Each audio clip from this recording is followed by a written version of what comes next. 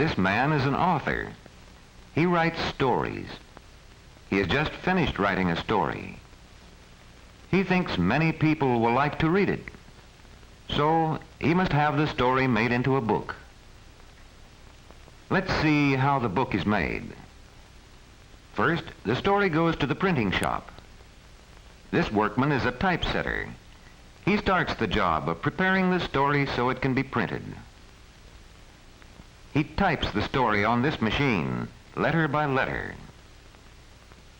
Every time the typesetter touches a key, a mold for a letter slides into this box. Many molds together make a line. Every time the lever goes up, melted metal pours over the letter molds inside the machine. When the metal cools off, it hardens and makes a line of words. It takes many lines like this to make a page. As the typesetter works on new lines, a man takes the finished lines over to a long table. Here he arranges the lines for each page.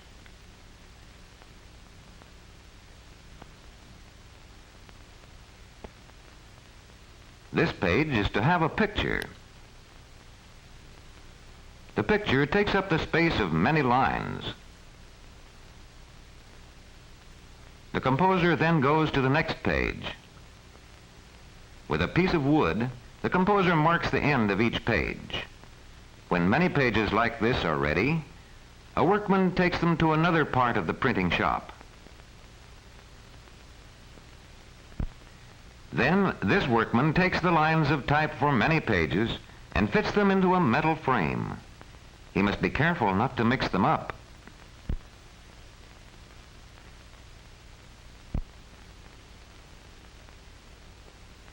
Long and short pieces of metal keep the pages apart and fill out the edges. This key locks the lines and pictures tightly in the frame. He locks them on all sides. Then he evens all the lines so that none of them will stick up. Then all is locked still tighter so that the lines and pages won't come apart. But the words and lines of type are of soft metal. They would soon wear out in printing. In this shop, they are made into copper. Copper is hard. Let's watch how this is done. This operator covers the lines and pages with a plate of wax. Then he pushes it into the press. Down goes the press, and out comes the wax plate with all the pictures and letters pressed into the soft wax.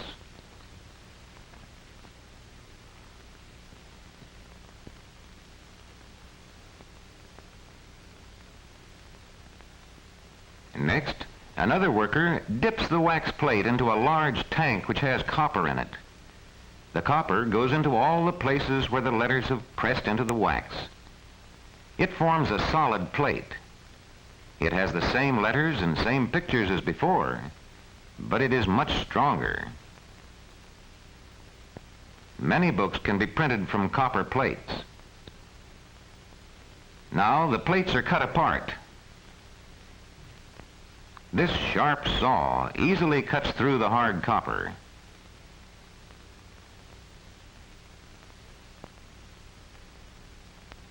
Each of these small plates has the words and pictures for just one page of the book. Next, the plates go over to the printing press. Here, this workman makes the plates ready for printing on this press. That is why they call him the ready man. The space where you see him now is called the press bed. 64 pages fit on one bed.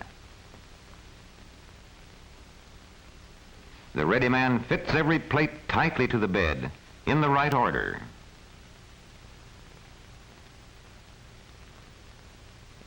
There are two beds on this press, one for each side of the paper.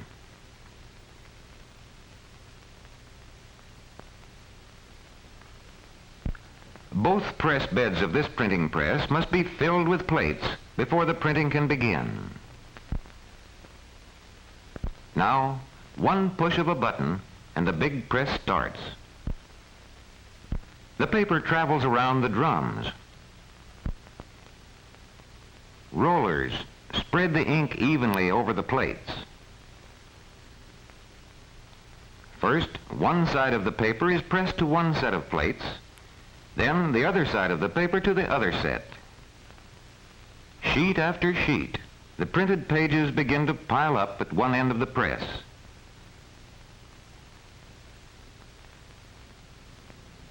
This workman now examines the sheets to see if they are nicely and clearly printed.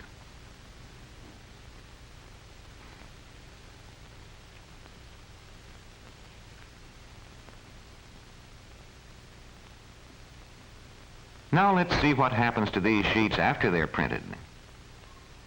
Here in the bookbinding plant, they first come to the folding machine. Each large printed sheet will be folded until it reaches the size of a single page.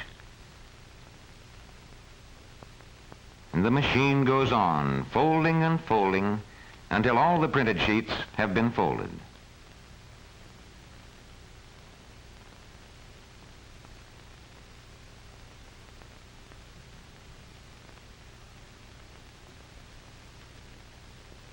This man checks the folders to make sure that the pages follow each other in the right order.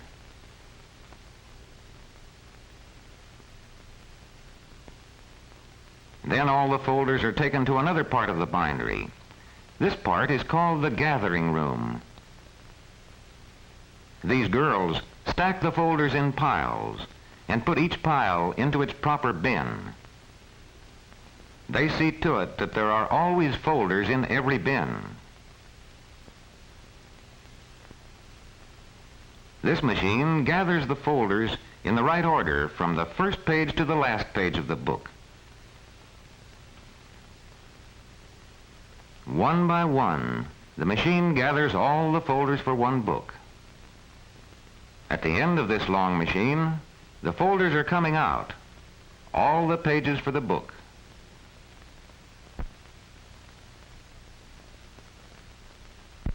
Here, other girls take the assembled folders to other machines.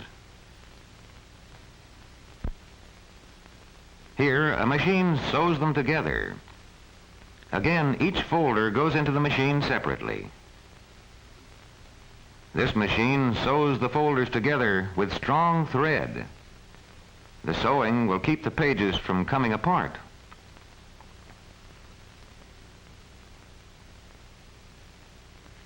After the books have been sewed, they go on to the trimming shop. This machine trims the pages to just the right size with 3 sharp knives. First with one knife for the long side of the book, then with 2 knives for the 2 short sides.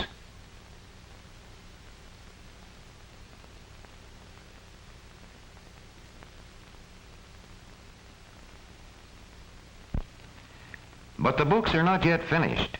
They still need covers. Strong book covers are made from paperboard. First, the paperboard is cut just the right size.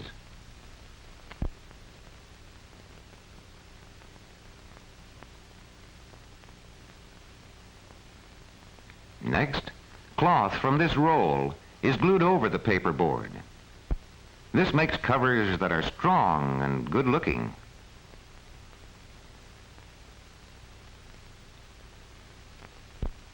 At last, the name of the book is stamped on the cover in shining gold letters.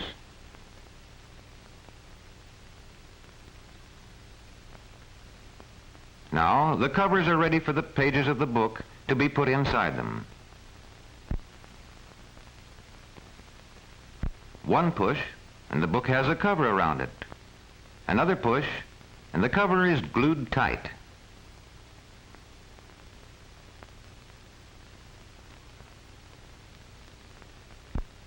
Here they go, all finished and ready for shipping to all parts of the world.